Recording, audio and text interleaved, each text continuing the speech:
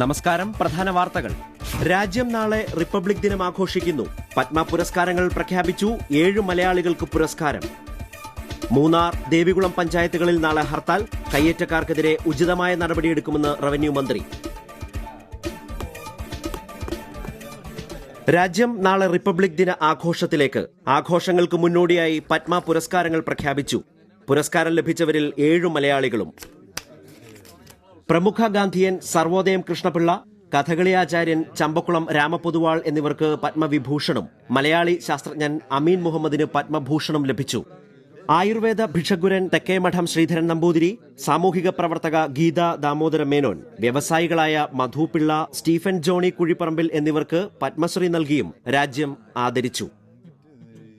ജമ്മു കശ്മീരിലെ കുപ്വാരയിൽ തീവ്രവാദികളോട് പോരാടി വീരമൃത്യു വരിച്ച ധീര ജവാന്മാരെ അനുസ്മരിച്ച് രാഷ്ട്രപതി പ്രതിഭ പാട്ടീൽ റിപ്പബ്ലിക് ദിന സന്ദേശം നൽകി.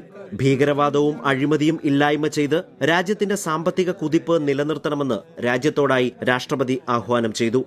ജാർഖണ്ഡിൽ മാവോയിസ്റ്റുകൾ സ്ഥാപിച്ച കുഴിബോംബ് പൊട്ടി മലയാളിയായ സുബൈദാർ മേജർ EC ഫ്രാൻസിസ് കൊല്ലപ്പെട്ടു. പിന്നെന്താ പറയാ, വീട്ടിന്ന് വെളിയിലേക്ക് ഇറങ്ങണ്ടായി.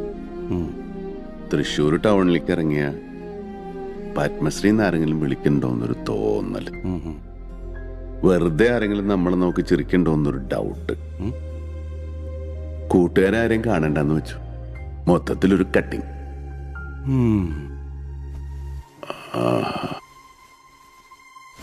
ചുക്കാത്തിയാ കുടിച്ചിട്ട് പൊതിച്ച് കിടന്നോ? ആ പനിക്കോളം അങ്ങോട്ട് പോകും. ഫോണെടുക്ക്. ആരാച്ചാലും ഞാനിവിടെ ഇല്ലാന്ന് പറയട്ടാ. മൊബൈൽ ഓഫിലിടാൻ പറഞ്ഞിട്ടില്ല യൂസഫിനോട്.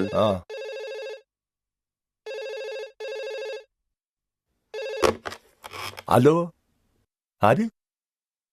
പത്മശ്രീന്റെ അമ്മയുടെ നായര്. ഈയപ്പനോട് കളിക്കല്ലേ?